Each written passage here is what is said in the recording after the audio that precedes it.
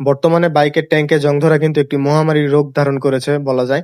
তো দেখতে পাচ্ছেন যে বাইকটি ওয়াশ করার পর আমি এখানে প্রতিনিয়তই কিন্তু আমি এখানে নতুন ইঞ্জিন অয়েল নিয়ে এখানে পলিশ করে দেই যেন এখানে কোনো জংয়ের ইস্যু যেন না হয়। আপনারাও কিন্তু এই পদ্ধতিটি অবলম্বন করতে পারেন। হাতের আঙ্গুলে একটি ইঞ্জিন অয়েল নিয়ে ট্যাঙ্কের উপরে পলিশ করে দিবেন। কারণ সাধারণত ট্যাঙ্কের উপরেই জং আসে, তারপর আস্তে, আস্তে ট্যাঙ্কের মুখের দিকে জং পড়ে এবং এভাবেই ট্যাঙ্কের ভিতর পর্যন্ত কিন্তু জং ছড়িয়ে যায়।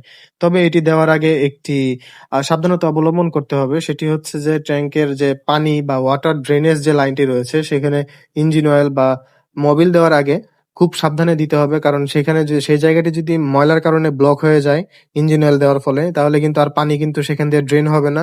সব পানি কিন্তু আপনার ট্যাংকে চলে যাবে। তো সেখানে খুব কম পরিমাণে ইঞ্জিন অয়েল দিবেন। আর খুব ভালোভাবে ট্যাংকের উপর সাইডটি আপনার ইঞ্জিন অয়েল দিয়ে পলিশ করে দিবেন। তো এই ছোট, ছোট্ট যত্নের কারণে আপনার বাইকটি জং মুক্ত থাকবে। ধন্যবাদ।